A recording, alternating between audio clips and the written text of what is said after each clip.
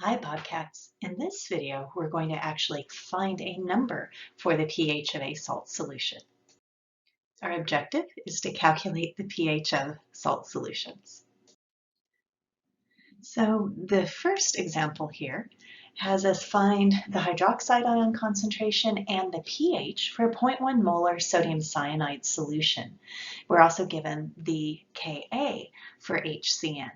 Now, the thing that's going to actually affect the pH is the behavior of the cyanide ion once the salt is dissolved in solution, because the salt dissolving in solution is a one-way goes to completion type reaction. So we're going to get sodium ions aqueous plus cyanide aqueous ions. That goes 100% towards completion. The sodium ions coming from the strong base sodium hydroxide are perfectly happy being dissolved and dissociated as separate ions, but the cyanide ions are not. Since they came from a weak base, they try to get from a weak acid, they try to get back to that weak acid molecular form. So they will react with a molecule of water to set up an equilibrium with HCN and hydroxide ions. So you see, that's why this is a basic salt, because the hydroxide ions are generated. So we need to set up an ice chart for this reaction and go through and do our equilibrium calculations. Notice that this is not the HCN reaction that results in Ka for HCN. Rather, this is the conjugate base cyanide reacting with water. So the K that goes with this reaction is the Kb. So we're going to have to use that relationship that Ka times Kb for a conjugate pair equals Kw. And so that's where we'll get our actual number that we're going to use for our equilibrium constant. So let's set up the ice chart. We're going to have cyanide plus water in equilibrium with HCN plus hydroxide ions. We'll have our initial change in equilibrium.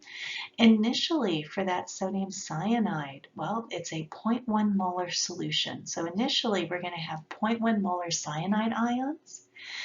For the water, I'm going to squiggle it out so I don't waste time trying to come up with numbers for it. HCN originally is 0, and so is hydroxide originally. To go to equilibrium, this reaction has to go in the forward direction. So underneath cyanide on the change line, we'll write a minus x, and HCN and OH minus will be plus x. And then at equilibrium, we will have 0.1 minus x, x, and x. Now, if we assume that x is much smaller than 0.1, this value reduces to simply 0.1 for our equilibrium cyanide concentration.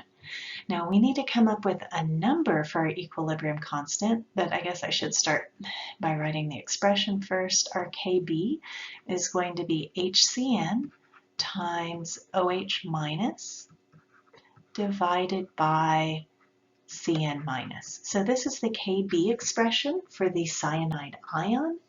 And we know that for a conjugate pair, and I'm writing up here at the top, Ka times Kb is equal to Kw. So that tells us that Kb will be equal to Kw divided by Ka. I'm going to just go ahead and run those numbers through my calculator. Remember that Kw is 1 times 10 to the negative 14. And Ka was given as 4.9 times 10 to the negative 10. And let's move that to scientific notation. This is giving me a Kb value of 2.0 times 10 to the negative 5.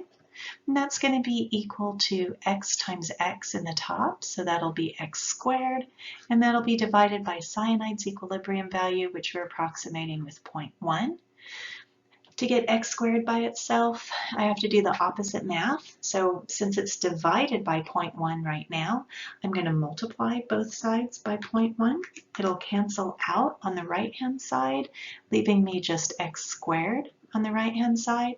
And on the left-hand side, I'm going to get 2.0 times 10 to the negative 6. To get x, I'll just take the square root of both sides, and that's giving me 1.4 times 10 to the negative 3 for x. Now let's see where we need to go from here. That's part of what we wanted to find because that is actually the molarity of the hydroxide ion. So that, I guess I should go ahead and add that label. That's the molarity of hydroxide. But we were also asked to find the pH. So the first thing I'm going to do is find the pOH. So I'll take minus log of 1.4 times 10 to the negative 3, and that gives me a pOH value of 2.85.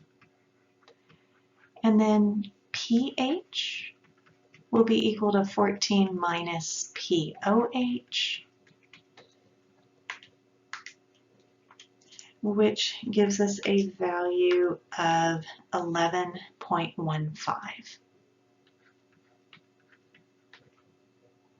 So we have a pH of 11.15 and a hydroxide ion molarity of 1.4 times 10 to the negative 3 molar.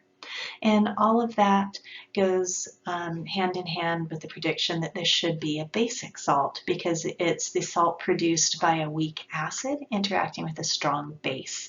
And the pH will match whichever one was strong. As a general procedure for solving this type of problem, if it's a salt problem, most likely you're going to need the K value for the conjugate pair of what you're given. Most of the time in these problems, they will give you the value for the compound that's usually considered. So for instance, if we're talking about the conjugate base of a weak acid, they'll give you Ka for the weak acid. If we're talking about the conjugate acid of a weak base, they'll give you the Kb for the base. And so we're really most of the time going to need the other one. So use Ka times Kb equals Kw to get the one you need. Next, make sure that you write out the equilibrium reaction that will be established by the weak electrolyte that's trying to get back to its molecular form because it does not want to be ionized. Set up your ice chart. After you get a number for x, make sure that you solve for what the problem is asking. It is rare in these salt problems that they actually ask you for the value of x. They are almost always going to ask you for the pH, and so that may involve a couple more steps in your calculations. In this problem, we're asked to calculate the pH of a 0.05 molar solution of ammonium chloride, and the Kb for ammonia is given as 1.8 times 10 to the negative 5. So what's going on here is that when the salt dissolves in water, we consider that salt dissolution to be a one-way reaction that goes to completion. So we will end up with entirely ammonium ions dissolved and chloride ions dissolved. Now the chloride ion came from the strong acid, hydrochloric acid, so it's perfectly stable being ionized and on its own in solution, but not so much the ammonium ion. So I'm going to jump down and write out the reaction that'll start our ice chart. So we will have the ammonium ion, and it will want to react with a water molecule to give away this extra proton because it does not like being in this ionized form. It wants to be back in the molecular form. So it will transfer that proton to water, leaving behind an ammonia molecule, and then the water will turn into the hydronium ion. Now, if you don't like the hydronium formalism, you also could establish this equilibrium by writing NH4 plus in equilibrium with ammonia plus H plus. So it doesn't matter which formalism you use, you're going to end up with the same thing. So let's set up our ice chart. We'll have our initial, our change, and our equilibrium. Underneath water, I'm going to squiggle it out because we don't need values for that for our equilibrium constant expression. Initially, for the ammonium ion, we are going to have 0.05 molar. That's from the salt dissolving. And initially, we don't have any ammonia or hydrogen ion. Since Q is equal to 0, that's going to be smaller than our K. The only way that this reaction can go is in the forward direction. So we're going to lose some of our ammonium ion, so that's minus X. And then for ammonia, we'll have plus X. And likewise for hydrogen ion, we will have plus X. So at equilibrium, we're going to have 0.05 minus X, X, and X. Once again, we are going to assume that X is much smaller than 0.05, and so that means that 0.05 minus X will simplify to be just 0.05. Because X is so small compared to 0.05, we can ignore it, like the button popping off my pants when I bend over. So then if we look at our K expression, notice that this is a Ka because we're generating hydrogen ions, which is acidic. So the Ka expression is going to be ammonia times hydrogen ions divided by ammonium ions. And unfortunately, we were given a Kb instead of a Ka. So to find the Ka for the conjugate acid, Ka will be equal to Kw divided by Kb. So that's going to be 1 times 10 to the negative 14 divided by 1.8 times 10 to the minus 5. And let me go ahead and run that through my calculator. 1 EE 14 negative divided by 1.8 EE 5 negative.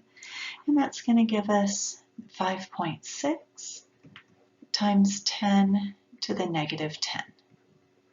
All right, so let's start plugging numbers into our equilibrium constant expression. In place of Ka, I'm going to have 5.6 times 10 to the negative 10.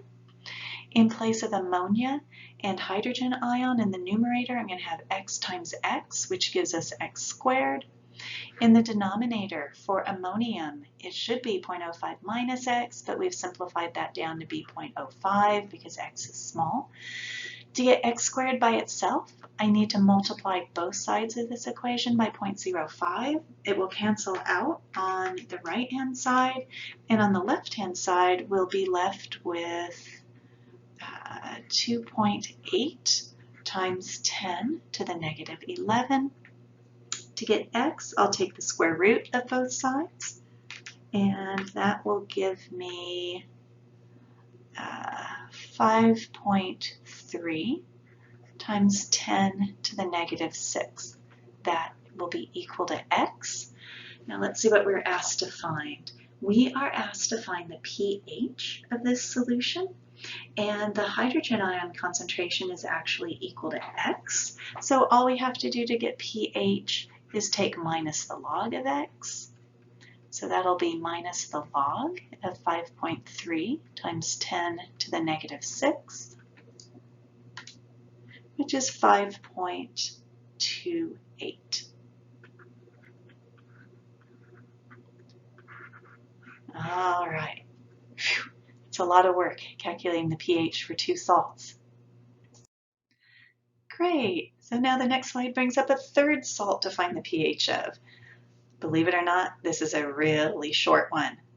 NaCl. This came from the strong base sodium hydroxide and the strong acid hydrochloric acid. So it's a neutral salt. No calculator needed. pH is equal to 7. If you have a neutral salt, don't waste any time with equations. pH is 7. Our objective was to calculate the pH of salt solutions. We saw that we'll usually use Ka times Kb equals Kw to find the needed K. We have to write the equilibrium reaction that's controlling the pH and then work through our ice chart.